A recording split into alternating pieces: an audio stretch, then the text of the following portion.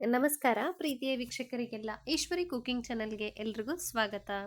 ನಾನಿವತ್ತು ತುಂಬ ಇನ್ಸ್ಟೆಂಟಾಗಿ ಟೊಮೆಟೊ ದೋಸೆನ ಹೇಗೆ ಮಾಡೋದು ಅಂತ ನಿಮ್ಮ ಜೊತೆ ಶೇರ್ ಮಾಡ್ಕೊಳ್ತಾ ಇದ್ದೀನಿ. ಅದು ಕೂಡ ಪೇಪರ್ ದೋಸೆ ರೀತಿಲೇ, ಹಾಗೆ ತುಂಬ ಕ್ರಿಸ್ಪಿಯಾಗಿ ಕೂಡ ಮಾಡ್ಕೊಳ್ಬಹುದು.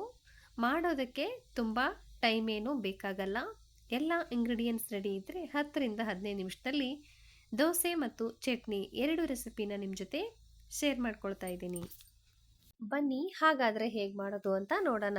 ಮೊದಲಿಗೆ ನಾನಿಲ್ಲಿ 1 ಬೌಲ್ನಷ್ಟು ಅಕ್ಕಿ ಹಿಟ್ಟನ್ನು ತಗೊಂಡಿದ್ದೀನಿ. ಆ ಅಕ್ಕಿ ಹಿಟ್ಟನ್ನು ನಾನು ಮಿಕ್ಸಿ ಜಾರ್ಗೆ ಹಾಕ್ಕೊಳ್ತಾ ಇದ್ದೀನಿ. ನಾನು ತೋರಿಸ್ತಾ ಇರೋ ಮೆಜರ್ಮೆಂಟಲ್ಲಿ ಕರೆಕ್ಟಾಗಿ ಹಾಕ್ಕೊಳ್ಳಿ.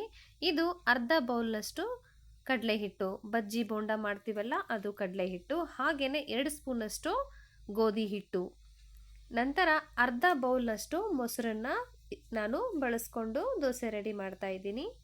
ನಂತರ ಮೀಡಿಯಮ್ ಸೈಜ್ದು 2 ಟೊಮೆಟೊನ ತಗೊಂಡಿದ್ದೀನಿ. ದೊಡ್ಡದಿದ್ದರೆ ಒಂದೇ ಸಾಕು, ಮೀಡಿಯಮ್ ಸೈಜ್ ಇದೆಯಲ್ಲ ಅದಕ್ಕೆ ನಾನು 2 ತಗೊಂಡಿದ್ದೀನಿ.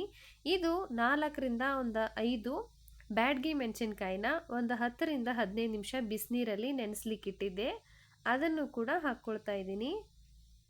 ಹಾಗೆಯೇ ಅರ್ಧ ಟೇಬಲ್ ಸ್ಪೂನ್ನಷ್ಟು ಜೀರಿಗೆನೂ ಕೂಡ ಸೇರಿಸ್ಕೊಳ್ತಾ ಇದ್ದೀನಿ. ಜೀರಿಗೆ ಫ್ಲೇವರ್ ಇಷ್ಟ ಅಂದರೆ ಜಾಸ್ತಿ ಕೂಡ ಹಾಕ್ಕೊಳ್ಳಿ. ಒಂದು ಸ್ವಲ್ಪ ಉಪ್ಪು ಎಲ್ಲವನ್ನು ಹಾಕಿ ಆವಾಗಲೇ ನಾವು ಮೆಣಸಿನ್ಕಾಯಿ ನೆನೆಸಿ ಇಟ್ಕೊಂಡಿರುವಂತಹ ನೀರನ್ನು ಹಾಕಿ ಇದನ್ನು ನಾನು ಗ್ರೈಂಡ್ ಮಾಡ್ಕೊಳ್ತಾ ಇದ್ದೀನಿ. ಇದು ಪೂರ್ತಿ ಫೈನ್ ಪೇಸ್ಟಾಗಿ ರೆಡಿ ಆಗಬೇಕು. ನೋಡಿ ಈ ಥರ ಇದು ಗಂಧದ ಥರ ನೀವು ರುಬ್ಕೊಂಡು ರೆಡಿ ಮಾಡ್ಕೊಳ್ಳಿ. ಇದೇ ಥರ ನಾನು ನೋಡಿ ಎಷ್ಟೊಂದು ಚೆನ್ನಾಗಿ ಮೆಣಸಿನ್ಕಾಯಿ ಹಾಕಿರುವಂತಹ ಇಂಗ್ರೀಡಿಯೆಂಟ್ಸ್ ಎಲ್ಲ ಫೈನ್ ಪೇಸ್ಟ್ ಆಗಿದೆ. ಇದನ್ನು ನಾನಿವಾಗ ಒಂದು ಪಾತ್ರೆಗೆ ಟ್ರಾನ್ಸ್ಫರ್ ಮಾಡ್ಕೊಂಡಿದ್ದೀನಿ. 10 ನಿಮಿಷ ಇದನ್ನು ರೆಸ್ಟ್ ಮಾಡಲಿಕ್ಕೆ ಇಡೋಣ. ಹಾಗೆಯೇ ಕ್ವಿಕ್ಕಾಗಿ ಚಟ್ನಿ ಮಾಡೋದನ್ನು ಕೂಡ ಹೇಳ್ತಾ ಇದ್ದೀನಿ. ಅರ್ಧ ಬೌಲ್ನಷ್ಟು ಹಸಿ ತೆಂಗಿನಕಾಯಿ ತುರಿ, ಹಾಗೆ ಅರ್ಧ ಬೌಲ್ನಷ್ಟು ಹುರಿಗಡ್ಲೆನ ತಗೊಂಡಿದ್ದೀನಿ. ಖಾರಕ್ಕೆ ಅನುಗುಣವಾಗಿ ಹಸಿರು ಮೆಣಸಿನ್ಕಾಯಿ ಹಾಗೆ ಸ್ವಲ್ಪ ಶುಂಠಿ ತಗೊಂಡಿದ್ದೀನಿ. ಸ್ವಲ್ಪ ಜೀರಿಗೆನ ಸೇರಿಸ್ಕೊಳ್ಳಿ. ರುಚಿಗೆ ತಕ್ಕಷ್ಟು ಉಪ್ಪನ್ನು ಹಾಕ್ಕೊಳ್ಳಿ. 4 ಎಸಳಿನಷ್ಟು ಪುದೀನ ಸೊಪ್ಪನ್ನು ತಗೊಂಡಿದ್ದೀನಿ.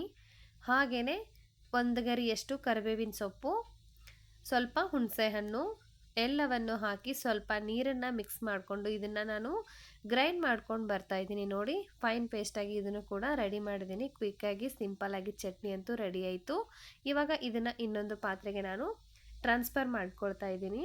ನೋಡಿ ಎಷ್ಟು ಚೆನ್ನಾಗಿ ಚಟ್ನಿ ಕೂಡ ಸಿಂಪಲ್ಲಾಗಿ ರೆಡಿ ಆಯಿತು. ಇವಾಗ ಇದಕ್ಕೆ ಮೇಲೆ ಒಗ್ಗರಣೆ ಕೂಡ ಸೇರಿಸ್ಕೊಳ್ಳೋಣ.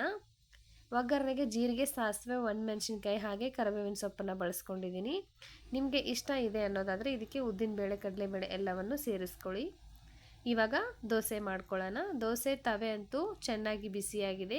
ಬಿಸಿಯಾದಂತಹ ತವೆಗೆ ನಾನು ಎಣ್ಣೆನ ಅಪ್ಲೈ ಮಾಡಿಕೊಂಡು ಆನಂತರ ತವೆ ಹೀಟನ್ನು ಕಡಿಮೆ ಮಾಡಲಿಕ್ಕೆ ನೀರನ್ನು ಚಿಮುಕಿಸಿ ಒಂದು ಕಾಟನ್ ಬಟ್ಟೆಯಿಂದ ನೀಟಾಗಿ ಒರೆಸ್ಕೊಂಡು ದೋಸೆ ಹಾಕಬೇಕಾದ್ರೆ ಗ್ಯಾಸ್ ಫ್ಲೇಮ್ನ ನಾವು ಪೂರ್ತಿ ಕಡಿಮೆ ಇಟ್ಕೊಳ್ಬೇಕು. ನಿಧಾನಕ್ಕೆ ಈ ಥರ ದೋಸೆನ ಹರಡ್ಕೊಳ್ಬೇಕು.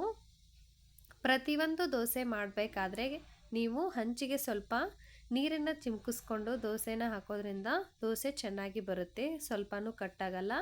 ನಾನು ಸ್ವಲ್ಪ ದೋಸೆ ಬೆಂದಿದೆ ಅನ್ನೋವಂಥ ಟೈಮಲ್ಲಿ ತುಪ್ಪನ ಹಾಕ್ಕೊಳ್ತಾ ಇದ್ದೀನಿ. ನಿಮಗೆ ತುಪ್ಪ ಇಷ್ಟ ಇಲ್ಲ ಅಂದರೆ ಎಣ್ಣೆನೂ ಕೂಡ ಹಾಕ್ಕೊಳ್ಬಹುದು. ನೋಡಿ ಈ ಥರ ತುಪ್ಪನ ಹಾಕ್ಕೊಂಡು ಚೆನ್ನಾಗಿ ದೋಸೆನ ಸುತ್ತಲೂ ಈ ಥರ ಕೆಂಪಗಾಗಬೇಕು, ಆ ಥರ ನಾನು ದೋಸೆನ ತಿರುಗಿಸ್ಕೊಂಡು ಚೆನ್ನಾಗಿ ಬೇಯಿಸ್ಕೊಳ್ತಾ ಇದ್ದೀನಿ.